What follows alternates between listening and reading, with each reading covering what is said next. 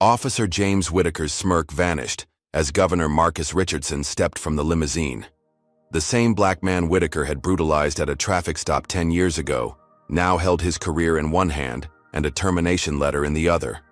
Karma had come full circle.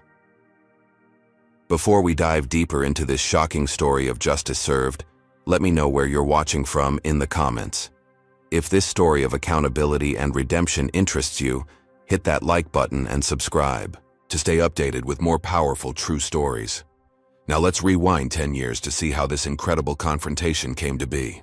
The morning sun glinted off Officer James Whitaker's badge as he adjusted his uniform in the mirror of the Oakwood Police Department locker room. At 42 years old with 15 years on the force, Whitaker carried himself with the confidence of a man who believed he owned the streets he patrolled. His cold blue eyes surveyed his reflection with satisfaction, taking in the crisp lines of his uniform and the perfectly positioned badge that represented authority he regularly abused. Whitaker came from old money in Oakwood County. His grandfather had been a judge, his father a prosecutor, and law enforcement ran in the family like blue blood. The Whitaker estate sat on 3 acres in North Oakwood, where property values kept the neighborhood exclusively white through unofficial but rigid real estate practices. Another day protecting the good citizens of Oakwood, Whitaker announced to his partner, Officer Miguel Rodriguez, who was quietly preparing for their shift.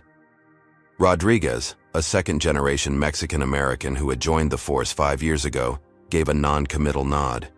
He had witnessed Whitaker's policing methods enough times to know what protecting meant in Whitaker's vocabulary. Weather report says we might get some unwanted elements drifting in from South Oakwood today, Whitaker continued, using his personal code for black citizens who might venture into the affluent neighborhoods. Gotta keep our eyes peeled. Rodriguez swallowed his discomfort. I thought we were assigned to traffic duty on Maple Avenue today.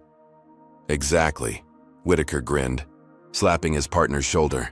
Perfect spot to catch people who don't belong. Their patrol car rolled through the pristine streets of North Oakwood, where manicured lawns fronted million-dollar homes. Whitaker drove slowly, his eyes scanning each vehicle that passed, particularly those driven by people of color. His record of traffic stops revealed the pattern clearly. 80% of his stops targeted black drivers, despite them making up less than 10% of Oakwood's population. Black male driving a BMW, Whitaker muttered, spotting a well-dressed man at a stop sign ahead. Probably stolen. That's Dr. Williams, Rodriguez said quietly. He's the new cardiologist at Oakwood Memorial. Whitaker's expression darkened. I don't care if he's the Surgeon General. Something's not right. The lights flashed as Whitaker pulled behind the BMW. Dr. Williams, a distinguished-looking man in his 50s wearing scrubs under his coat, pulled over immediately and placed his hands visibly on the steering wheel, the routine of a black man who knew the dangers of a traffic stop. License and registration, Whitaker demanded without offering a reason for the stop. May I ask why I'm being pulled over, officer? Dr. Williams asked calmly, maintaining eye contact. You rolled through that stop sign back there, Whitaker lied, smoothly. License and registration now. While Dr. Williams reached slowly for his documents, Whitaker's hand rested on his gun. Rodriguez stood back, witnessing what had become a familiar scene. I have to get to surgery, Dr. Williams explained, handing over his credentials. I'm already running late. Whitaker took his time examining the license. Step out of the vehicle. Please. Officer, I have patients waiting. I said step out. Whitaker's voice rose sharply. What followed was a humiliating 20 minutes on the side of the road as Whitaker conducted an unnecessary search of the vehicle. Rodriguez watched as his partner discreetly slipped a small bag of marijuana from his pocket into the BMW's glove compartment during the search. Well, what do we have here? Whitaker announced loudly, holding up the planted evidence. Looks like the good doctor has a side hobby. Dr. Williams's face registered shock, then understanding, then resignation. That is not mine. You know, it's not mine. 2 hours later, Dr. Williams sat in a holding cell, his surgery canceled, his reputation at risk, while Whitaker filed a report filled with fabrications. The doctor's protests about the planted evidence fell on deaf ears. When Dr. Williams filed a formal complaint with Internal Affairs, Captain Harrison, Whitaker's bowling buddy and daughter's godfather, personally handled the investigation. Unfounded allegations, read the official report. Officer Whitaker acted according to protocol. That night, at the Oakwood Police Department's monthly social gathering, Whitaker raised a glass with Captain Harrison. To another case closed, Harrison chuckled. They never learn, Whitaker replied, sipping his bourbon. This is our town. At home, Whitaker's wife Eleanor, a thin, nervous woman with prematurely graying hair, waited up despite the late hour. James, Tyler's school called again today. He got into another fight. Whitaker loosened his tie. Did he win? James. He hurt. Another boy. The principal wants to meet with us. I'll talk to him, Whitaker muttered, pouring himself another drink. Boy needs to learn to stand his ground. Upstairs, 16-year-old Tyler Whitaker lay awake, listening to his parents. On his wall hung a poster of his father accepting a departmental commendation. In his desk drawer lay his application for the Police Academy's summer program. Despite the tension that filled their home, Tyler still saw his father as a hero, a defender of law and order. He didn't yet understand what that defense cost others. While Dr. Williams fought to save his reputation and career, Whitaker slept soundly, secure in the protection of a system he and generations of his family had helped build, a system that would soon face its greatest challenge in the form of a man Whitaker hadn't yet met, but whose life he would forever alter. Marcus Richardson straightened his tie as he prepared to address the courtroom. At 32, he had already established himself as one of the most promising civil rights attorneys in the state. His law office, though small and modest compared to the towering firms downtown, had become a beacon of hope for those fighting against systemic injustice in Oakwood County. All rise, the bailiff announced as Judge Preston entered. Standing at an impressive 6'2" with deep brown skin and intelligent eyes that missed nothing, Marcus commanded respect whenever he spoke. Today, he was representing a young black student who had been wrongfully expelled after being framed for drug possession by school security. Your Honor, Marcus began, his voice resonant and measured. What we have here is not just a case of mistaken identity, but a pattern of targeted harassment. Born and raised in South Oakwood, Marcus knew firsthand the disparities that divided the county. His mother, Josephine Richardson, had worked 3 jobs to keep their small apartment after his father died when Marcus was just 8 years old. Despite the challenges, she had instilled in him an unshakable belief in education and justice. Marcus, she would tell him, they can take everything from you except what's in your mind and your heart. Fill both with good things, and no one can ever truly defeat you. Those words had carried him through South Oakwood High School, where he graduated as valedictorian despite the underfunded classrooms and outdated textbooks. They sustained him through his undergraduate years at State University on a full scholarship, and then through Harvard Law School, where he distinguished himself not only academically but as a powerful voice for equity. After winning the case for the young student, Marcus returned to his office where photographs lined the walls, not of himself with celebrities or politicians, but with community members he had helped.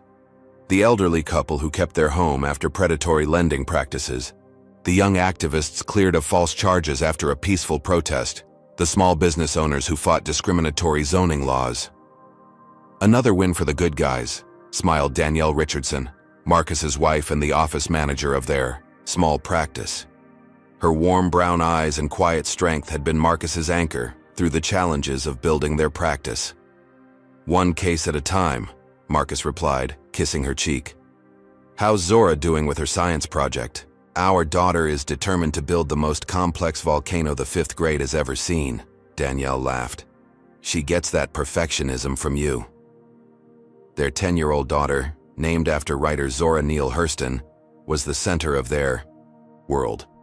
The reason Marcus fought so hard for a better future. That evening, Marcus met with Judge Elaine Thompson, a retired jurist who had become his mentor after she presided over one of his first cases. At 70, her mind remained sharp as ever, and her insights into the judicial system were invaluable. The county commissioner position is opening next year, Judge Thompson mentioned over tea in her book-lined study. You should consider running. Marcus raised an eyebrow. Politics? I'm not sure that's my arena. Policy changes laws, Marcus. Good lawyers work within the system, but to transform the system, you need to be in a position of governance. The judge's eyes were serious. I've watched you for years. You have something rare. Integrity combined with vision. People trust you. The conversation planted a seed, though Marcus remained uncertain. His law practice was making real differences in individual lives. Could politics offer a broader platform for change, or would it force compromises he wasn't willing to make? That question weighed on his mind as he worked late into the night on a police brutality case, reviewing dashcam footage that showed clear evidence of excessive force. The images reminded him of incidents he had witnessed growing up. The casual cruelty of certain officers who viewed South Oakwood residents as inherently suspicious.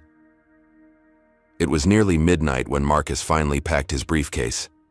The streets were quiet as he drove his sensible sedan toward home, his mind still processing Judge Thompson's suggestion and the disturbing footage he'd reviewed. The flash of police lights in his rearview mirror startled him from his thoughts. Marcus checked his speedometer. He was driving exactly at the limit. He signaled and pulled over carefully, following the procedures that had been drilled into him since childhood about how black men should behave during police stops to maximize their chances of survival. As he waited for the officer to approach, Marcus had no way of knowing that this routine traffic stop would alter the trajectory of his life, his community, and eventually, the entire state. He couldn't have imagined that the officer now walking toward his window, Officer James Whitaker, would become both his greatest adversary and, ironically, the catalyst for his greatest triumph. The beam of Officer Whitaker's flashlight swept through Marcus's car before settling harshly on his face. Marcus squinted against the glare, but maintained a calm expression, hands placed visibly on the steering wheel at 10 and 2 o'clock, exactly as his father had taught him years ago. "License and registration," Whitaker demanded without preamble or explanation for the stop. "May I ask why I'm being pulled over, officer?" Marcus inquired politely, maintaining steady eye contact.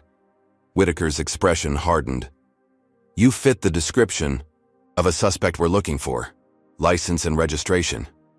Now, what description could that possibly be, other than being a black man driving through Oakwood at night?" Marcus wondered silently. But he knew better than to voice this thought. "I'm going to reach for my wallet in my jacket pocket," Marcus narrated his movements carefully. "Then I'll get the registration from the glove compartment." As Marcus handed over his identification, he added, "I'm an attorney returning from my office downtown, Richardson Law Group." This information, rather than easing the tension, seemed to trigger something in Whitaker. His posture stiffened, and his eyes narrowed with apparent displeasure. "Step out of the vehicle, Mr. Attorney," Whitaker ordered, emphasizing the title with unmistakable disdain. "Officer, I've provided my identification. If I'm not under arrest, or step out of the vehicle now!" Whitaker's voice escalated to a shout as his hand moved to rest on his holstered weapon. In the patrol car behind them, Officer Rodriguez shifted uncomfortably, watching the interaction deteriorate through the windshield. He keyed his radio, quietly requesting his location be noted, a small act of conscience that would later prove significant. Marcus complied, moving slowly and deliberately. The night air felt suddenly cold as he stood on the asphalt, the flashing lights painting everything in alternating red and blue. "Turn around, hands against the vehicle," Whitaker commanded. "Officer, I'm not resisting, but I would like to know the reason for The rest of Marcus's question was cut short as Whitaker grabbed him by the shoulder and roughly spun him around, slamming him against the side of his own car with unnecessary force. The impact knocked the breath from Marcus's lungs. "Spread your legs, wider." Whitaker kicked at Marcus's feet, forcing his stance to widen as he began a pat-down that was more assault than search. "You lawyers think you're special," Whitaker muttered near Marcus's ear. "Think you can drive through my streets like you own them." "I'm a resident of Oakwood," Marcus replied evenly, despite his racing heart. "I have every right to." The cold metal of handcuffs snapped around his wrists before he could finish. "What's happening?" Marcus asked, alarm rising in his voice. "Officer, there's no legal basis for this detention." Whitaker yanked Marcus away from the car. "I observed you driving erratically, and now I detect the odor of marijuana." "That's false," Marcus stated firmly. "I don't use drugs, and I was driving perfectly legally. Your dashcam will confirm that." Something dangerous flashed in Whitaker's eyes. "Resisting arrest now are we?" What followed would later be described in hospital reports, witness testimonies, and legal documents, but no clinical language could capture the reality of those 13 minutes on the roadside. Whitaker's baton struck Marcus's ribs, legs, and back. His knee pressed into Marcus's neck as he lay handcuffed on the ground. The officer's words, racial slurs, and threats became background noise to the pain. Rodriguez finally emerged from the patrol car, his face pale. "Whitaker, that's enough. He's not resisting." But Whitaker was beyond reason. He dragged Marcus to the patrol car and shoved him into the back seat. Then he returned to Marcus's vehicle. "Partner, watch the suspect," Whitaker instructed Rodriguez. "I need to search his vehicle. Bet our lawyer friend here is carrying more than legal briefs." Rodriguez stood by the patrol car, his expression troubled as he watched Whitaker in the side mirror. Inside Marcus's sedan, Whitaker moved methodically, searching through papers in the glove compartment. Then came a moment when he believed himself unobserved. A quick movement of his hand from pocket to center console. "Found something," Whitaker announced triumphantly, emerging with a small plastic bag of white powder. "Looks like the respected attorney has a cocaine habit." Marcus's vision blurred, partly from pain and partly from disbelief. "That's not mine. You planted that." Rodriguez said nothing, but his eyes met Marcus's briefly in the rearview mirror, a look that contained both guilt and the first seed of a conscience awakening. The night that followed was a dehumanizing blur of booking procedures, a crowded, holding cell, and denied request to contact his family or attorney. Marcus's face, swollen from Whitaker's assault, appeared in a mugshot that would be splashed across local news within hours.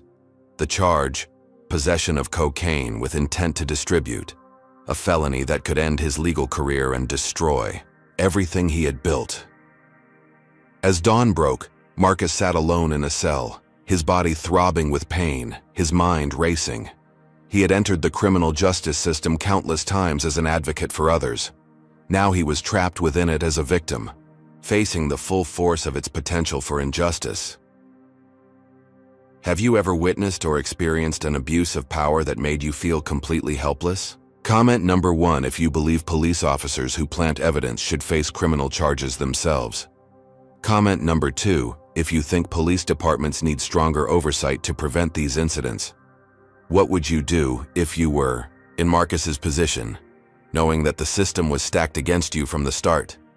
Like and subscribe to see how Marcus fights back against this injustice in the next part of this incredible true story. Sunlight filtered through the bars of the holding cell as a corrections officer approached. "Richardson, you made bail." The relief that washed over Marcus was immediately tempered by the pain that shot through his ribs as he stood. The medical attention he had requested multiple times throughout the night had never materialized. In the processing area, Danielle waited with Gerald Washington, a criminal defense attorney and Marcus's former law school classmate. Danielle's eyes widened at the sight of her husband's battered face, a small gasp escaping her lips before she composed herself. "Marcus," she whispered, embracing him gently. "I'm okay," he assured her, though they both knew it was far from true. Outside, the police station, Zora waited in Gerald's car, her small face pressed against the window. Marcus straightened his posture, forcing himself to walk normally despite the pain. He wouldn't let his daughter see him broken. "Daddy!" Zora threw her arms around him as he entered the car. "They said you got arrested, but that doesn't make sense because you're the good guy." Marcus held his daughter close, meeting Danielle's eyes over Zora's head. In that silent exchange, they both acknowledged the gravity of what lay ahead. At home, after Zora had been reassured and sent to school, with as much normalcy as possible, Marcus sat at the kitchen table with Danielle and Gerald, ice pack pressed to his ribs. "They're charging you with possession with intent to distribute," Gerald explained, his expression grave. "Class B felony, 5 to 15 years if convicted." It was planted, Marcus stated flatly. Officer Whitaker put it in my car during the search. Gerald nodded. I figured as much, but it's your word against his. And with the current climate in Oakwood, we fight it, Marcus said, his determination cutting through the pain. We request the dashcam footage immediately before it mysteriously disappears. We file a formal complaint against Whitaker. We go public with what happened. Danielle touched his bruised hand. Marcus, you know what happens to people who challenge Officer Whitaker. Dr. Williams is still trying to rebuild his practice after that marijuana charge was finally dismissed. And the Jenkins boy who filed brutality charges ended up with additional charges until he took a plea deal. Which is exactly why this needs to stop, Marcus insisted. How many others has he done this to who didn't have legal training or resources? Who didn't have a partner like Officer Rodriguez who might be willing to tell the truth? Gerald looked skeptical. You think Rodriguez will turn on his partner? That's a long shot. I saw his face, Marcus replied. He knows what Whitaker did was wrong. He might be our only chance at corroboration. The days that followed tested Marcus's faith in the system he had dedicated his life to improving. The dashcam footage from Whitaker's patrol car was reported as corrupted due to equipment failure. Judge Hamilton, a longtime friend of the Whitaker family, was assigned to the case and denied their motion to dismiss based on lack of evidence. The local newspaper ran the story with Marcus's mugshot prominently displayed. Prominent attorney faces drug charges. The article mentioned his alleged ties to drug distribution networks in South Oakwood, insinuations fed to reporters by anonymous law enforcement sources. Marcus's law practice suffered immediately. Clients canceled appointments, fearing association with someone under investigation. The civil rights cases he had been building were suddenly in jeopardy as his credibility was called into question. Throughout it all, Marcus documented everything meticulously. His injuries, the timeline of events, every interaction with the justice system. He began seeking out others who had encountered Officer Whitaker, building a pattern of misconduct that might support his case.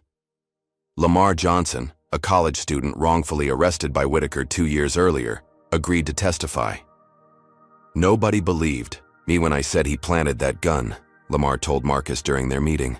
They all looked at my record from when I was 17 and decided I was guilty. Breonna Taylor, a nurse who had witnessed Whitaker's aggressive treatment of a black patient in the Oakwood Memorial Emergency Room, also came forward. He handcuffed a man who was having a diabetic emergency, she recounted, called him a drunk, and delayed medical treatment. Despite these testimonies, District Attorney Frank Collins showed no interest in investigating Whitaker. These are serious charges against a decorated officer, he told Marcus during a tense meeting. Without conclusive evidence, my office has to stand by our law enforcement partners. The pretrial hearings became increasingly hostile. Judge Hamilton consistently ruled in favor of the prosecution, allowing the questionable evidence while excluding testimony about Whitaker's history of misconduct as prejudicial and irrelevant. Marcus's legal team filed complaints with the Department of Justice, requesting an investigation into pattern and practice violations within the Oakwood Police Department. The request disappeared into bureaucratic limbo, acknowledgement receipts, the only response.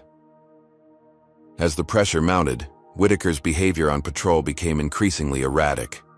Reports of his aggressive stops and searches increased, as though he felt invincible. Captain Harrison continued to shield him, burying complaints and manipulating internal reviews. 6 months into the legal battle, as trial preparations intensified, Marcus received an anonymous envelope at his office. Inside was a memory card with a handwritten note. Patrol car backup system. Different from the dash cam. I'm sorry it took me so long. The footage, obviously recorded from Officer Rodriguez's body camera, showed segments of the arrest that contradicted Whitaker's official report. Most crucially, it captured a partial view of Whitaker reaching into his pocket before discovering the drugs in Marcus's car. This changes everything, Gerald said, reviewing the footage. We need to secure Rodriguez's testimony. But when they attempted to contact Rodriguez, they discovered he had taken an unexpected leave of absence and left town for family reasons. Captain Harrison informed them that Rodriguez was unavailable for any depositions or court appearances for the foreseeable future. The night before a critical motion hearing, Marcus sat in his home office surrounded by legal briefs and evidence files. The weight of the past months showed in the new lines on his face and the gray appearing at his temples. Danielle entered, quietly, placing a cup of tea beside him. "You haven't slept in days," she said softly. "I can't stop," Marcus replied, rubbing his tired eyes. "If we lose tomorrow's motion, the video evidence might be excluded entirely." Danielle sat beside him, taking his hands in hers. "Marcus, whatever happens tomorrow, whatever happens with this case, we need to think about what comes next. This system is bigger than one corrupt officer or one biased judge." "What are you suggesting?" "Judge Thompson was right," Danielle said, her eyes resolute. "You need to consider a different arena, somewhere you can make structural changes." The seed planted months ago by Judge Thompson began to germinate in Marcus's mind, taking root amid the injustice he was experiencing firsthand. Perhaps there was another way to fight, not just within the system, but to transform the system itself. As dawn broke, Marcus straightened his tie and prepared to face Judge Hamilton's courtroom once more, not knowing that despite his meticulous preparation and compelling evidence, the legal battle was about to take its most devastating turn. The courtroom fell silent as Judge Hamilton entered, his judicial robes flowing behind him like a dark curtain closing on justice. Marcus stood beside Gerald at the defense table, his expression composed despite the knot of tension in his stomach. Across the aisle, District Attorney Collins sat with a confidence that suggested he already knew the outcome of today's proceedings.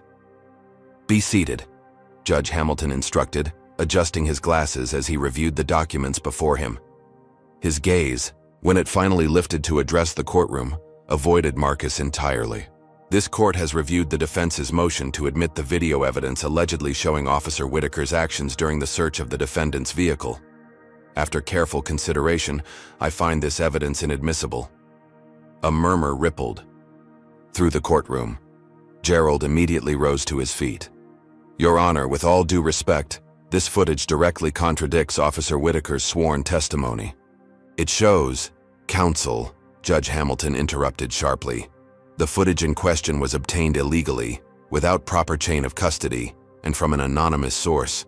Furthermore, it appears to have been edited, showing only selective moments of the interaction." Marcus felt a cold wave of realization wash over him. They had anticipated challenges to the video's admissibility, but the claim of editing was completely fabricated, a convenient fiction to justify excluding the most compelling evidence of his innocence. "Your Honor," Marcus addressed the court, standing despite Gerald's cautionary hand on his arm. "The footage is unedited. We can have technical experts verify this. Additionally, we have reason to believe it came from Officer Rodriguez's body." "Camera, Mr. Richardson," Judge Hamilton cut in, his tone icily formal. "You are represented by counsel. I suggest you allow him to speak for you." Turning to the prosecution, he continued, "Mr. Collins, I understand you have a motion of your own to present?" District Attorney Collins rose with a satisfied smile. "Yes, Your Honor. In light of recent developments, the state moves to introduce new evidence regarding the defendant's alleged connections to drug distribution networks in South Oakwood." "What new evidence?" Gerald demanded. "This is the first we're hearing of this, and discovery is long closed. Information recently developed through a confidential informant," Collins replied smoothly. "We have filed for an exception to the discovery timeline based on the sensitive nature of the source." Judge Hamilton nodded as though this procedural violation was perfectly reasonable. "Motion granted. The prosecution may introduce this evidence at trial." The systematic dismantling of Marcus's defense continued throughout the 3-hour hearing. Witness testimonies about Whitaker's pattern of misconduct were deemed irrelevant. Marcus's medical records documenting his injuries were questioned as potentially self-inflicted or occurring after the arrest. Each ruling favored the prosecution by increasingly blatant margins. As the hearing concluded, Judge Hamilton looked directly at Marcus for the first time. This court is concerned about the defendant's apparent attempts to manipulate the judicial process and intimidate an officer of the law. Bail is hereby revoked. The defendant will be remanded into custody. Until trial. The gallery erupted in shocked voices. Danielle's gasp was audible above the noise. Marcus stood frozen as court officers approached to take him into custody, the finality of the moment sinking in with brutal clarity. The system he had believed in, despite its flaws, the system he had worked within to seek change, had just revealed how thoroughly it could be corrupted. 2 weeks later, an all-white jury listened to Officer Whitaker's compelling testimony about finding cocaine in a respected attorney's vehicle. They heard about Marcus's aggressive behavior during the traffic stop and his known associations with criminal elements. What they didn't hear was the truth. After just 4 hours of deliberation, they returned with their verdict: guilty on all counts. Marcus Richardson, civil rights attorney and advocate for justice, was sentenced to 8 years in state prison. Judge Hamilton, in delivering the sentence, spoke of the particular disappointment when those entrusted with upholding the law choose to break it, words that rang with terrible irony in the stunned courtroom. As Marcus was led away in handcuffs, Officer Whitaker stood at the back of the courtroom, a slight smile playing at the corners of his mouth. Beside him, Captain Harrison nodded in satisfaction. The message was clear: challenge the system at your peril. In the lobby outside the courtroom, reporters swarmed Danielle and Gerald. Through tears she refused to shed, Danielle faced the cameras with remarkable composure. What happened today was not justice, she stated clearly. My husband is innocent. Officer Whitaker planted evidence, and this entire process has been a demonstration of how power protects itself. But this is not over. For 3 months, Marcus endured the harsh realities of Oakwood State Penitentiary, while his legal team fought for an appeal. The once vibrant advocate grew thin and quiet, his days filled with the monotony and dangers of prison life. His law license was suspended indefinitely. His carefully built reputation lay in ruins. Then, in an unexpected turn, the appeals court agreed to review the case on grounds of procedural violations. New evidence had emerged. Officer Rodriguez, having relocated to another state, finally came forward with a sworn affidavit confirming that Whitaker had planted evidence and falsified reports numerous times, including during Marcus's arrest. After an expedited review that revealed the extent of impropriety in Judge Hamilton's courtroom, Marcus's conviction was vacated. He walked out of prison on a rainy Tuesday morning, embracing Danielle and Zora with an intensity born of months of separation. But freedom, while sweet, came with the bitter aftertaste of injustice. Though legally exonerated, the damage to Marcus's practice was severe. Former clients had moved on. His office space had been rented to another business. Local media, while reporting on his release, framed it as a technicality rather than a vindication. Officer Whitaker remained on duty. Judge Hamilton continued to preside over his courtroom. District Attorney Collins issued a brief statement expressing respect for the appeals process, while maintaining belief in the original findings of officer misconduct. The night of his return home, after Zora had finally fallen asleep after refusing to leave her father's side all day, Marcus sat on the back porch of their modest home, staring into the darkness. I don't know if I can rebuild the practice, he admitted to Danielle as she joined him. Even with Rodriguez's testimony, half the county still believes I'm guilty. The other half is afraid to be associated with me. Then don't rebuild it, Danielle said quietly. Build something new. Marcus turned to her, questioning. You told me once that our legal system only works when good people stand up for what's right, she continued. Maybe it's time to stand up in a different way. She handed him a newspaper she'd been holding. The headline announced, State Governor announces he won't seek re-election. The filing deadline for candidates is next month, Danielle said. Judge Thompson called today. She and 20 other community leaders want to meet with you. Marcus stared at the paper, the possibilities slowly crystallizing in his mind. The very system that had nearly destroyed him might, ironically, become his path to creating real change. They'll use everything against me, he said softly. The arrest, the trial, my time in prison. Yes, Danielle agreed. And you'll use it too, as first-hand experience of exactly why our system needs transformation. Later that night, Marcus sat beside Zora's bed, watching his daughter sleep. She had grown so much in the months he'd been gone. On her bedside table sat a school assignment, an essay titled My Hero, with his name at the top. People told me my daddy was a criminal, she had written in her childish script. But I know he's innocent. When I grow up, I want to fix broken systems like he does. In that moment, Marcus Richardson made his decision. The path forward wouldn't be about rebuilding what was lost, but about creating something entirely new, a vision for justice that would prevent others from suffering as he had.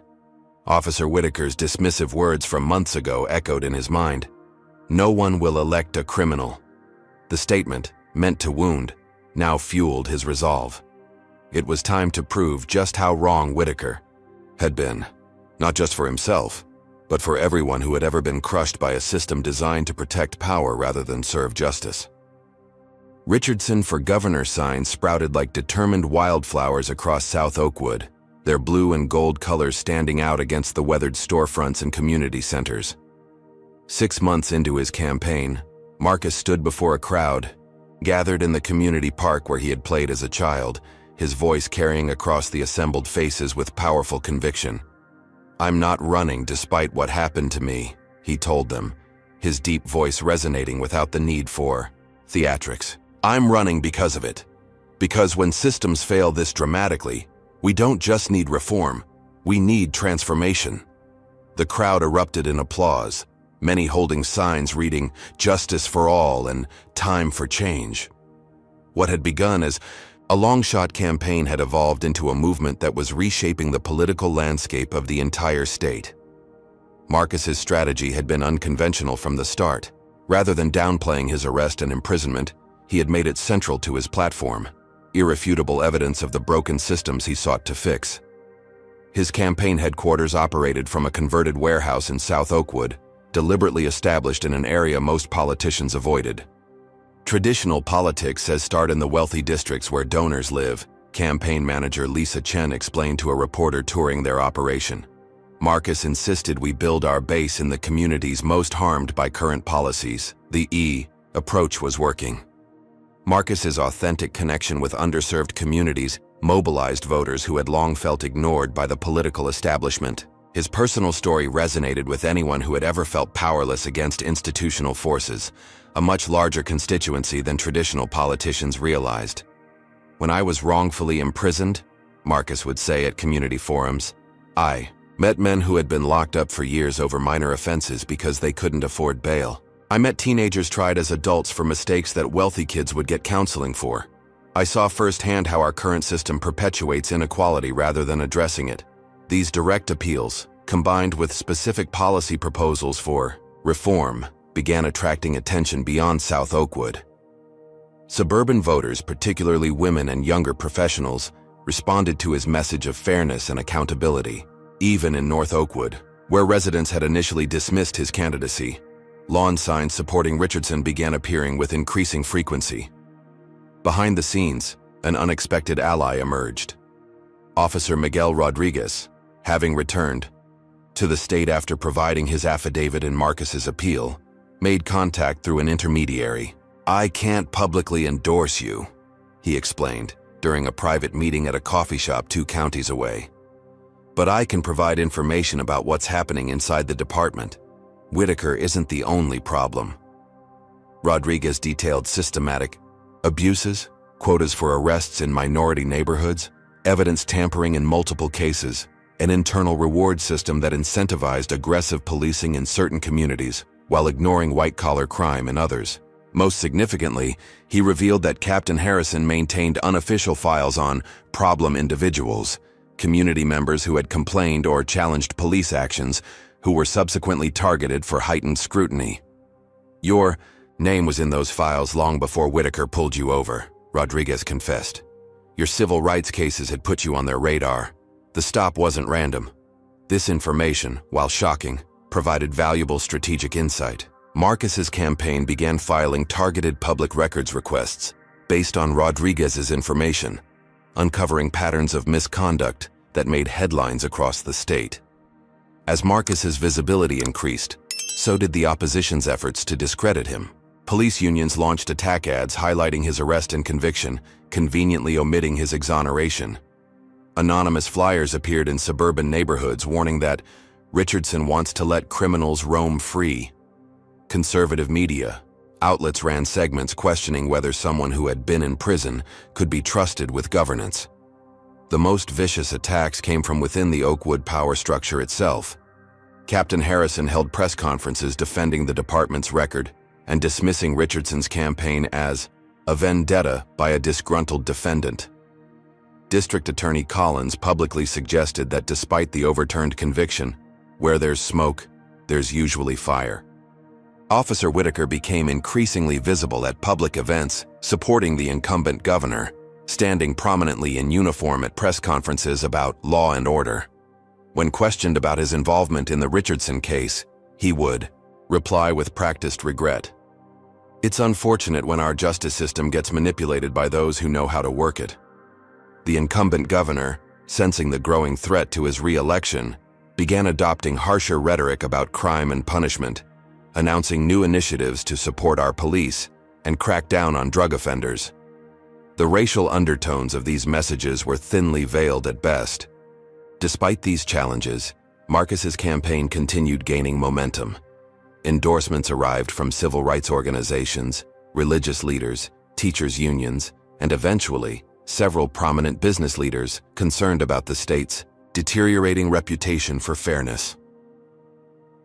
The turning point came when Judge Elaine Thompson, now 82 years old and widely respected across political lines, publicly endorsed Marcus at a campaign rally.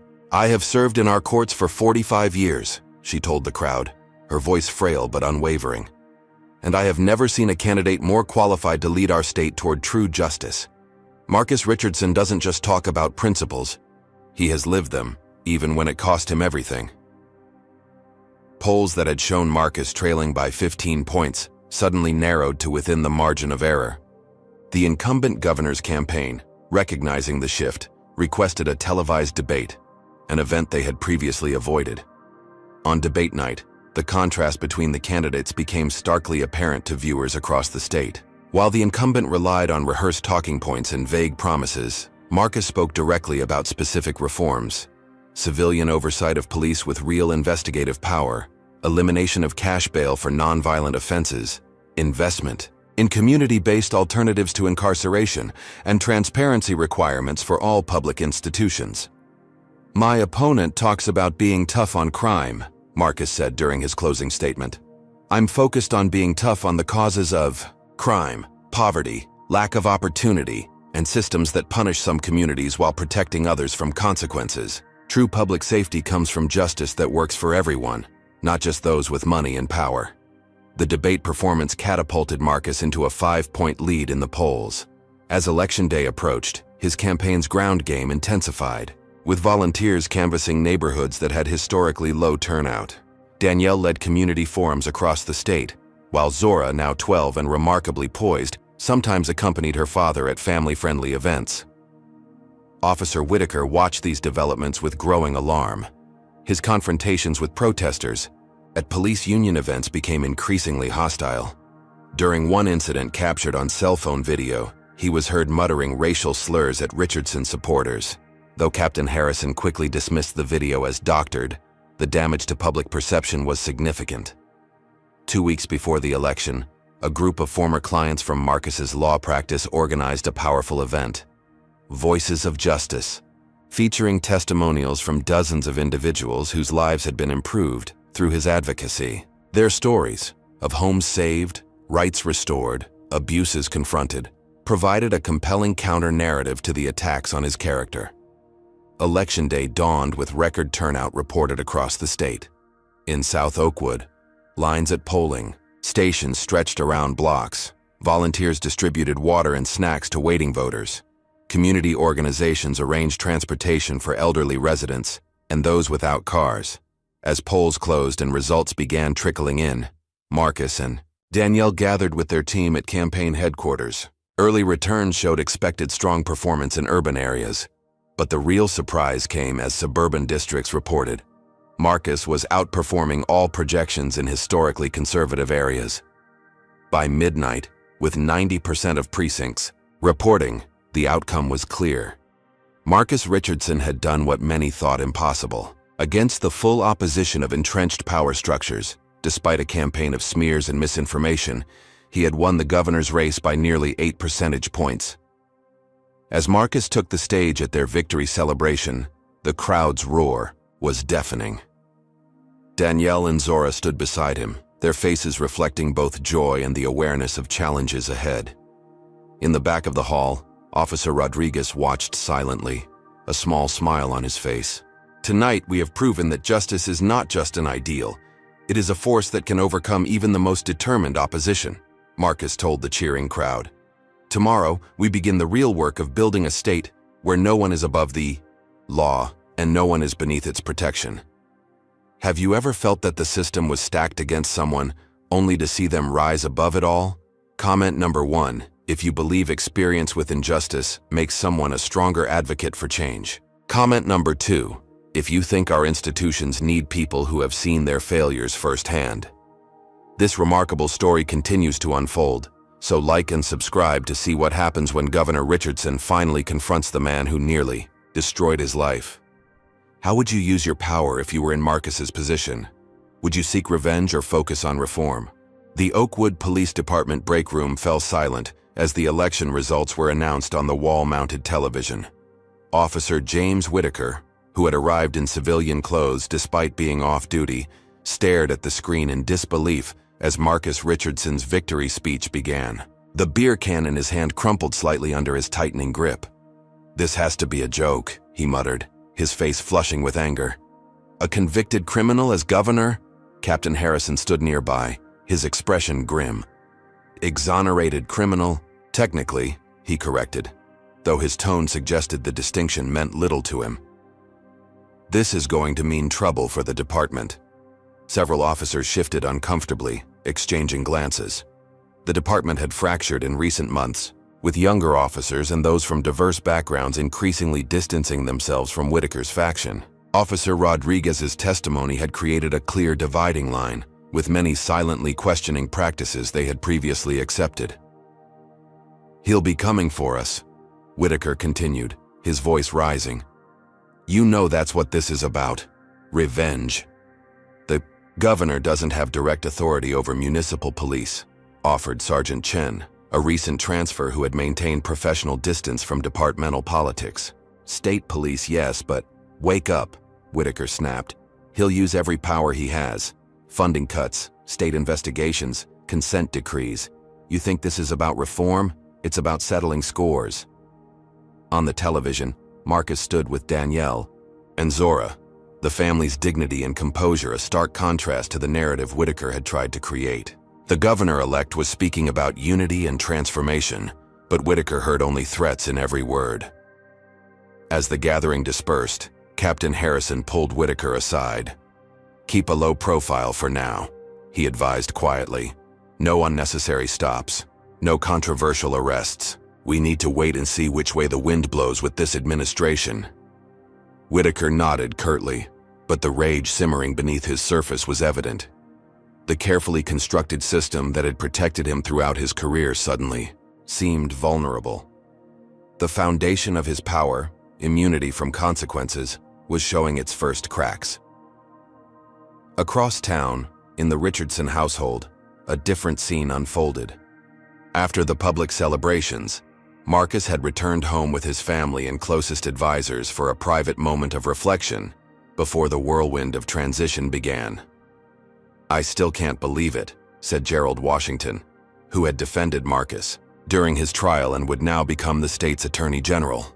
From defendant to governor in less than 2 years. Judge Thompson, who had been given the honor of introducing Marcus at his victory speech, smiled as she sipped her tea. "I always knew you had this potential, Marcus. Though I admit, even I couldn't have predicted the path that would lead here." Marcus sat with Zora leaning against his shoulder, the young girl finally succumbing to exhaustion after the excitement of the evening. Danielle arranged a blanket around their daughter, her eyes meeting her husband's with shared understanding of the journey that had brought them to this moment. "The real work starts tomorrow," Marcus said softly, careful not to wake Zora. Winning was just the beginning. Throughout the night, as the Richardson family finally rested, Whitaker drove aimlessly through the streets of Oakwood, the election results playing on repeat in his mind. He drove past the courthouse where he had testified against Marcus, past the intersection where he had first pulled him over, past the police station where his badge still granted him authority. For now. Around 3 in the morning, he finally returned to his home in North Oakwood. The house was dark, no welcoming lights had been left on. Whitaker fumbled with his keys, dropping them twice before managing to open the door. "Eleanor?" he called into the darkness. No response. In the kitchen, he found a note on the counter. The handwriting was neat and final. "James, Tyler, and I are staying with my sister. Your behavior has become frightening, and I can't subject our son to it anymore. I've consulted an attorney about separation. Please don't try to contact us until you've gotten help." Whitaker crumpled the note, a wounded sound escaping his throat. He yanked open a cabinet door and reached for the bourbon bottle kept on the top shelf. As the liquor burned down his throat, his mind filled with shifting images. Marcus Richardson's face on election posters, Eleanor's fearful expression during his recent outbursts, Tyler's growing distance, Captain Harrison's warning to keep a low profile. The glass shattered against the wall before Whitaker even realized he had thrown it. Dawn broke over a state in transition. News outlets ran special features on the historic election. Political analysts discussed the implications of Richardson's decisive victory. Social media filled with hopeful messages about new beginnings. In the weeks that followed, the governor-elect assembled his transition team and announced key appointments. Judge Thompson would lead a commission on judicial reform. Gerald Washington would become Attorney General with a mandate to review questionable convictions. Breonna Taylor, the nurse who had testified about witnessing police misconduct, was appointed to head the Department of Health and Human Services. Most significantly, Marcus announced the creation of a new position, Special Prosecutor for Public Integrity, tasked with investigating corruption at all levels of government, including law enforcement. For this role, he selected Alexandra Diaz, a former federal prosecutor known for her uncompromising pursuit of official misconduct. Whitaker watched these developments with growing paranoia. His drinking increased. His performance at work deteriorated. Civilian complaints about his behavior mounted, but Captain Harrison continued to shield him, though with diminishing enthusiasm and effectiveness. "You need to pull yourself together," Harrison warned after Whitaker arrived at roll call visibly hungover. "I can't keep covering for you if you're determined to self-destruct." But Whitaker seemed beyond such concerns. His anger had calcified into obsession. He collected news articles about the incoming administration, scribbling notes in the margins. He drove past Marcus's campaign headquarters at odd hours. He created a map of the governor-elect's public appearance schedule. At home, the emptiness left by Eleanor and Tyler's departure echoed through the rooms. Whitaker made several attempts to see his son, but Eleanor's attorney had obtained a temporary restraining order citing erratic and potentially dangerous behavior. The court required a psychological evaluation before supervised visitation could begin. Instead of complying, Whitaker retreated further into isolation and resentment. His fellow officers began avoiding him, concerned about his increasingly unhinged comments about taking action against the criminal governor. On Inauguration Day, security was heightened around the state capitol. Intelligence analysts had flagged several concerning social media posts and potential threats. Among the security briefings prepared for the new governor was a specific note about Officer James Whitaker, whose recent behavior had finally triggered an internal affairs review. The ceremony itself was a moment of powerful symbolism. Marcus Richardson, hand on the Bible held by Danielle, with Zora standing proudly beside them, took the oath of office on the same courthouse steps where he had once been led away in handcuffs. The crowd that filled the plaza and spilled into surrounding streets represented the coalition that had carried him to victory. Urban community members, suburban moderates, young activists, and older citizens tired of entrenched corruption. Today, we begin writing a new chapter in our state's history. Governor Richardson declared in his inaugural address. One where justice is not just an aspiration, but a lived reality for every citizen, regardless of race, wealth, or status. The path that brought me to this podium was neither straight nor easy, but it showed me, with painful clarity, exactly what needs to change. As the crowd erupted in applause, security personnel scanned rooftops and monitored the perimeter. A parked car 3 blocks from the ceremony, Officer Whitaker sat watching the inauguration on his phone, a handgun on the passenger seat beside him. His unshaven face and bloodshot eyes reflected a man who had abandoned rational thought. "He doesn't deserve this," Whitaker muttered to himself. "He's going to destroy everything." Before he could act on his darkest impulses, a tap on the driver's side window startled him. 2 state police officers stood beside his vehicle, their expressions professionally neutral but their posture alert. "Officer Whitaker," one said as he rolled down the window. "We need you to step out of the vehicle, sir." In his distracted state, Whitaker had failed to notice his car being identified by a security sweep, his license plate flagged in the system. As he was escorted away from the inauguration perimeter, the weight of his service weapon was taken from his holster. The handgun on the passenger seat was seized as evidence. Captain Harrison was called to the scene, his face falling as he recognized how serious the situation had become.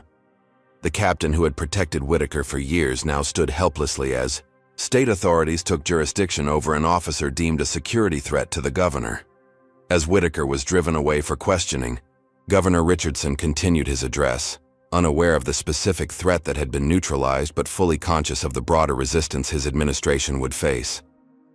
"Change never comes without opposition," he told the crowd. "Those who benefited from the old system will fight to preserve it, but the arc of our future will be determined not by their resistance, but by our persistence." The first executive orders signed by Governor Richardson that afternoon established the framework for the changes to come. A comprehensive review of police departments with patterns of civil rights complaints, new transparency requirements for prosecutorial decisions, the creation of a civilian oversight board with actual investigative and disciplinary powers. And as these orders were being processed, Officer James Whitaker sat in an interview room at State Police Headquarters, finally facing questions about his conduct that could no longer be deflected or dismissed. The protected bubble that had surrounded him throughout his career had finally, irreversibly burst. 100 days into his administration, Governor Marcus Richardson stood at the podium in the state capitol press room, flashbulbs popping as he prepared to make an announcement that would send shockwaves through law enforcement agencies across the state. "Today I am establishing the Public Integrity Task Force," he stated, his voice steady and determined. "This independent body will investigate allegations of systemic misconduct within government agencies, beginning with the 10 police departments facing the highest rates of civil rights complaints."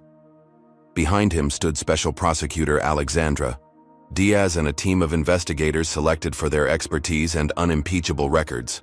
The governor continued, outlining the scope of authority granted to this new entity: subpoena power, independent funding, and direct reporting lines outside normal bureaucratic channels.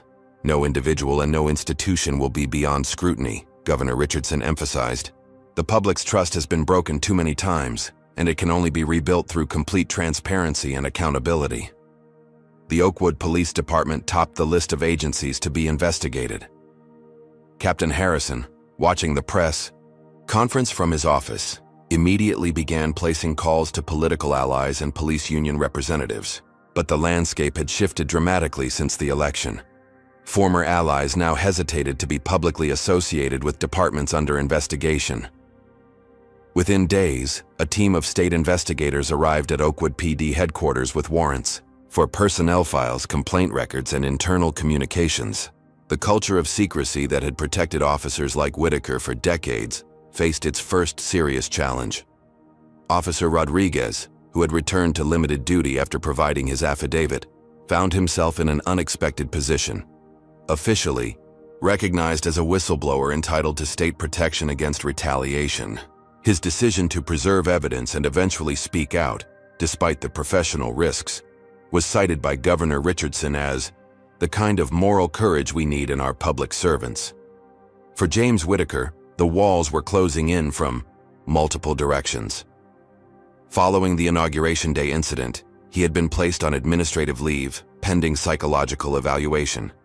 The temporary restraining order preventing contact with Eleanor and Tyler had been extended, and now, as investigators began reviewing his record of arrests and complaints, a disturbing pattern emerged that could no longer be dismissed. 17 formal complaints of excessive force against minority suspects over 12 years. 43 arrests where charges were later dropped due to evidentiary issues. Multiple internal affairs investigations closed without action despite credible testimony. And most damning of all, a documented pattern of planting evidence, corroborated not only by Rodriguez, but by dashcam footage that had somehow survived despite attempts to delete it from department servers. 2 months into the investigation, a senior detective from Internal Affairs finally broke ranks. Detective Sarah Oakes, a 20-year veteran nearing retirement, provided investigators with copies of the special files Captain Harrison had maintained on problem individuals, citizens who had filed complaints or challenged department actions. The files revealed a systematic campaign of harassment and intimidation that had silenced many potential witnesses over the years. "I kept copies as insurance," Detective Oakes explained during her sworn testimony. "I knew it was wrong, but speaking up seemed impossible until now." Armed with this evidence, Special Prosecutor Diaz moved quickly. Captain Harrison was arrested on charges of conspiracy, evidence tampering, and obstruction of justice. 4 senior officers who had participated in the cover-up scheme faced similar charges. And for Officer James Whitaker, the reckoning was most severe. 27 criminal counts including civil rights violations, assault under color of authority, false imprisonment, and evidence tampering. The arrests sent shockwaves through the law enforcement community. Police unions that had initially denounced the investigations as politically motivated fell silent as the evidence became public. Reform-minded officers within departments across the state felt empowered to report misconduct they had previously overlooked. For Marcus, the developments brought complex emotions. There was vindication, certainly. The abuses he had experienced were now being recognized and addressed. But there was also the weight of responsibility. Each decision he made affected thousands of lives, and he was determined that justice, not vengeance, would guide his administration. On the day Whitaker and Harrison were arraigned, Marcus was meeting with a coalition of police chiefs who supported his reform agenda. "This isn't about targeting police," he told them. "It's about upholding the standards that the best officers already believe in. Public safety and accountability aren't opposing forces. They're essential partners." As the investigation expanded, more victims of Whitaker's misconduct came forward. Dr. Williams, whose career had been nearly destroyed by planted evidence, provided powerful testimony about the ripple effects of police corruption. Lamar Johnson, the college student wrongfully arrested years earlier, had dropped out after his encounter with Whitaker and never returned to his studies. "It wasn't just what happened during the arrest," Lamar explained in a community forum organized by the governor's office. "It was knowing that no one would believe me over a police officer. That changes how you see yourself and your place in society." These testimonies informed the policy reforms Governor Richardson was implementing alongside the criminal investigations. New training requirements emphasized de-escalation and cultural competence. Funding was redirected from military-style equipment to community-based programs and mental health response teams. Most significantly, civilian oversight boards with actual disciplinary power were established for every law enforcement agency in the state. 6 months into his term, as these changes were taking hold, Governor Richardson received an unexpected request. Officer James Whitaker, now facing trial and the near certainty of conviction, wanted a meeting. Security advisors strongly recommended against it. "This man threatened your life, Governor," the head of his protection detail reminded him. "We have no way of knowing his true intentions." But Marcus saw an opportunity that transcended personal risk. After careful consideration and with extraordinary precautions in place, he agreed to a supervised meeting at the detention center where Whitaker awaited trial. The man who sat across from Governor Richardson bore little resemblance to the arrogant officer who had assaulted him years earlier.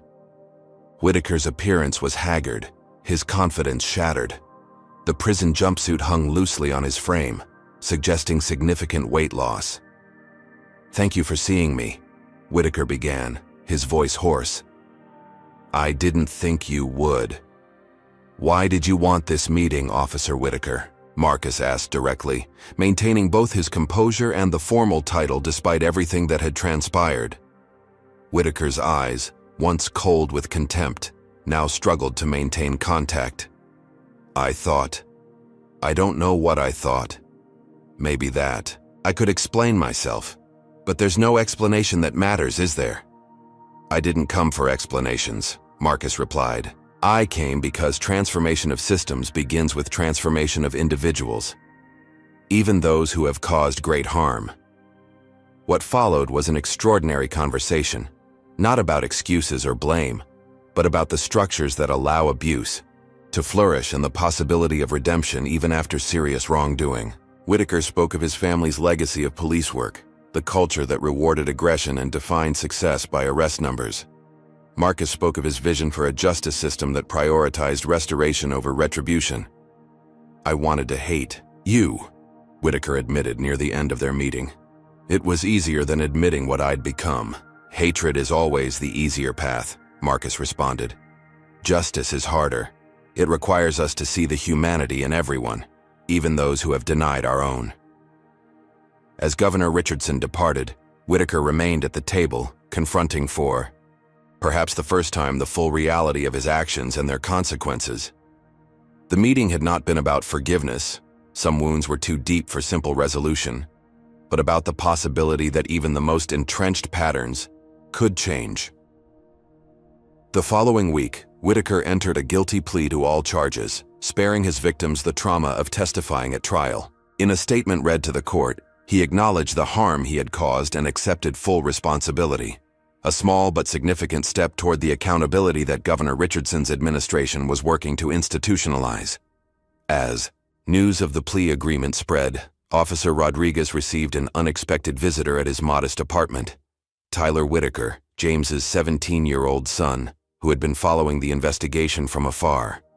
"I wanted to thank you," Tyler said awkwardly, standing in Rodriguez's living room, "for telling the truth about my dad. It must have been really hard." Rodriguez, surprised by the visit, invited the teenager to sit.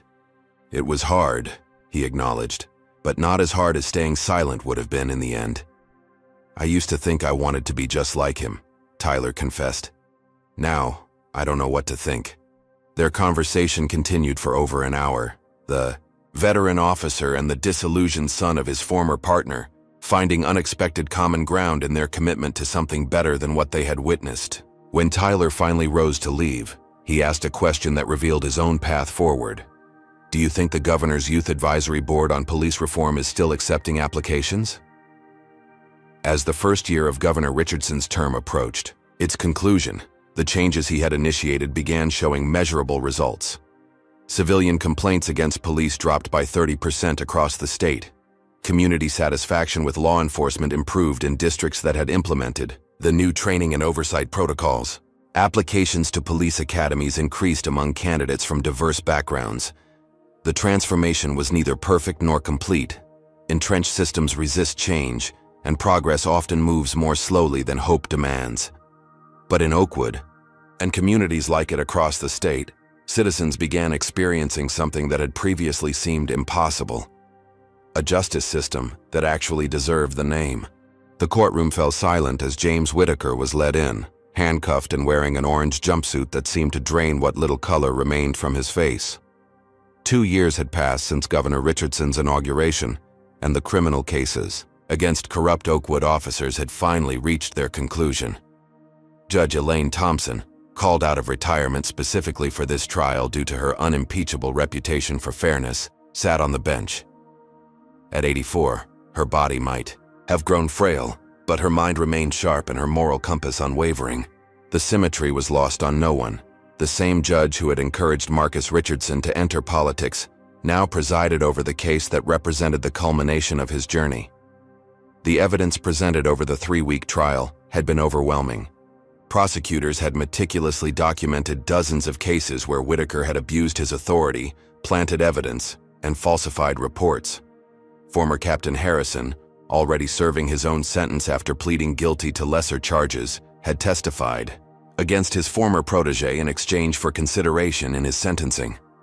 Most powerful, however, had been the testimony of Whitaker's victims, ordinary citizens whose lives had been devastated by his actions. Dr. Williams described how his medical practice had nearly collapsed after his wrongful arrest. Lamar Johnson explained the scholarship opportunities lost after his encounter with Whitaker. And in the most emotional moment of the trial, Marcus Richardson himself took the stand, not as governor, but as a victim, recounting in precise detail the night that had changed the trajectory of his life. "I remember Officer Whitaker's exact words as he handcuffed me," Governor Richardson testified, looking directly at his former abuser. "You lawyers think you're special, think you can drive through my streets like you own them." That moment crystallized for me what this was truly about. Not law enforcement, but power and control. Who deserves it, who doesn't, and who gets to decide. The jury had deliberated for just 4 hours before returning with guilty verdicts on all counts. Now, 2 weeks later, the courtroom had reconvened for sentencing. Victims filled the gallery, alongside community members, reform advocates, and a new generation of police officers trained under the Richardson administration's transformed standards. "Before I pronounce sentence," Judge Thompson addressed the court, "I want to acknowledge the significance of this moment. What we are witnessing is not merely the consequence for one man's actions, but the beginning of accountability for a system that enabled those actions for generations." She turned her attention directly to Whitaker. "Mr. Whitaker, you were entrusted with extraordinary power, the authority to detain, to arrest, even to use deadly force if necessary. That trust was given to you on behalf of the public with the expectation that you would use it to protect and serve all citizens equally." The judge's voice remained steady, but carried unmistakable moral weight. "Instead, you weaponized that authority against the very people you swore to protect, particularly those who looked different from you or challenged what you perceived as your rightful dominance. You corrupted the badge that thousands of honorable officers wear with integrity." Whitaker's shoulders slumped further with each word, the former officer's facade of defiance long since crumbled. "In determining an appropriate sentence, I have considered not only the harm you caused your direct victims, but the damage done to public trust in institutions that cannot function without that trust. I have weighed your eventual acceptance of responsibility against the years of denial and intimidation that preceded it."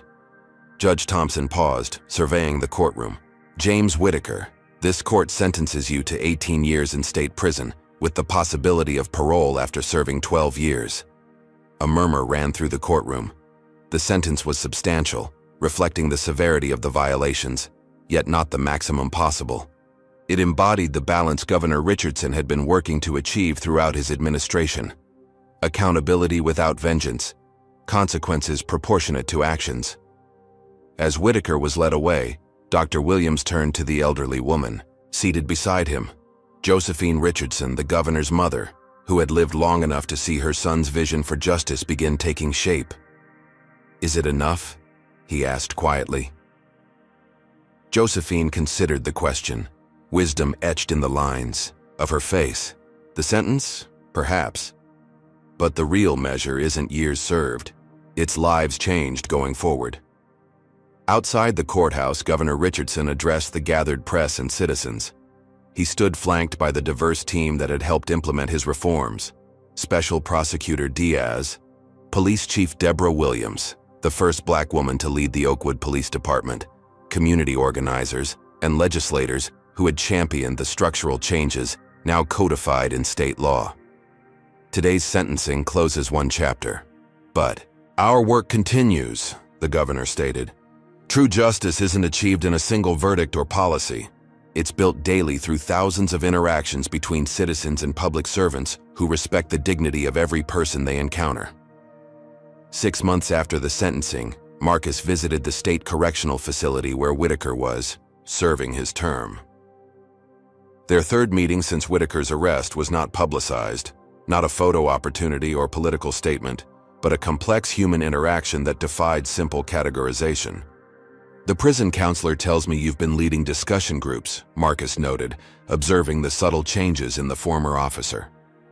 Whitaker had lost the swagger that once defined him, but had gained something else, a reflectiveness that suggested genuine reckoning. Trying to, Whitaker acknowledged. Talking with other former police officers about where we went wrong, how the culture shaped us. He hesitated. My son visited last week, first time since the trial. Tyler's doing well, Marcus confirmed. His contributions to the Youth Advisory Board have been valuable. The conversation that followed transcended their historical roles as oppressor and victim. They spoke as two men grappling with the systems that had shaped them differently, and the possibility of something better for those who would follow. I'll never be able to undo what I did, Whitaker said as their time drew to a close. To you, to all the others. No, Marcus agreed. But that's not the only kind of impact a person can have, even from here. As the third year of Governor Richardson's administration began, the Richardson reforms, as they had come to be known, were showing measurable results beyond Oakwood. Police departments across the state had implemented the new training protocols and civilian oversight mechanisms. Incarceration rates for nonviolent offenses had declined by 23%, while community-based interventions showed promising outcomes for both public safety and rehabilitation. The police academy graduating class that spring reflected the transformed approach to law enforcement. Among the diverse cadets stood Zora Richardson, now 19, and following her own path toward public service, though not in politics like her father. Beside her was Derek Williams, Dr. Williams's son, who had been inspired by the changes he witnessed to pursue a career in law enforcement himself. Most surprisingly, Tyler Whitaker stood among them. The son who had once idolized his father had found his own way to honor the badge while rejecting the corruption it had sometimes sheltered. His journey from disillusioned teenager to reform-minded officer embodied the possibility of generational transformation. Governor Richardson, now in discussions about potential national roles that would expand the impact of his reforms, had been invited to deliver the commencement address and pin badges on the graduates. As he looked out at the faces of these new officers, including his daughter and the son of the man who had nearly destroyed his life, he felt the weight of both, how far they had come and how much road still lay ahead. The badge you received today is more than metal, he told them. It is a promise to your communities. A promise that you will protect without dominating, that you will serve without expectation of deference, that you will uphold laws while recognizing the humanity of every person you encounter. He moved down the line of graduates, pinning each badge personally, pausing to meet each new officer's eyes. When he reached Tyler Whitaker, a charged moment of recognition passed between them. Acknowledgement of a painful history transformed into possibility. Your oath today is not to any individual, department, or tradition, Governor Richardson continued after completing the pinning ceremony. It is to justice itself, not as an abstract concept, but as a lived reality for every citizen, regardless of race, wealth, or status. As the ceremony concluded and the new officers dispersed to begin their careers, Marcus found himself standing with Dr. Williams, watching their children, once indirect victims of the same corrupt officer, now embarking on parallel paths to reform the system from within. Did you ever imagine this outcome? Dr. Williams asked, gesturing toward their children in their crisp new uniforms. Marcus considered the question, thinking back to that night 10 years earlier, when Whitaker's flashlight had first shone through his car window. No, he admitted. But that's the thing about justice. Sometimes it arrives in forms we never anticipated. The transformation that had begun with one traffic stop, one injustice, and one man's refusal to accept a broken system had rippled outward, touching countless lives across the state. The work remained unfinished. True equity required constant vigilance and renewal, but in Oakwood and beyond, citizens were experiencing a form of justice many had previously thought impossible, one that actually served all people equally. As Governor Richardson prepared to expand these reforms to the national stage, he carried with him the lessons of his journey. That systems built on discrimination could be dismantled, that accountability could lead to healing rather than merely punishment, and that even those who had caused great harm could contribute to rebuilding what they had damaged. The full circle that had begun when Officer Whitaker first abused his power was complete. Not with vengeance, but with transformation. Not with destruction, but with renewal. A harsh lesson indeed, but one that had ultimately benefited not just an individual, but an entire community searching for true justice. What do you think about this powerful story of transformation? Have you ever witnessed someone turn injustice into positive change? Comment below with your thoughts. If you believe our justice system needs leaders who have experienced its failures firsthand, give this video a like. Subscribe to our channel for more compelling true stories about overcoming discrimination and creating meaningful change. Share this video with someone who needs inspiration about how one person can transform broken systems. Thank you for watching this incredible journey from victim to governor to reformer. This powerful story teaches us that true justice requires both personal courage and systemic change. When facing discrimination, the path forward isn't just about individual vindication, but transforming the very structures that enable abuse. Marcus Richardson's journey shows that our deepest wounds can become our greatest source of purpose and positive impact. The story illustrates how power unchecked inevitably corrupts, but also how accountability can lead to genuine redemption. Officer Whitaker's transformation demonstrates that even those who perpetuate racism can eventually confront their prejudices and contribute to healing. Most importantly, we learn that justice isn't achieved through vengeance, but through persistent reform that addresses root causes. By focusing on creating new systems rather than simply punishing individuals, Richardson created lasting change that benefited everyone, including those who once opposed him. The ultimate lesson is that breaking cycles of discrimination requires both holding wrongdoers accountable and creating pathways for everyone to participate in building a more equitable future. When we transform our pain into purpose, we can create justice that truly serves all communities equally. What moment in this story resonated with you most deeply?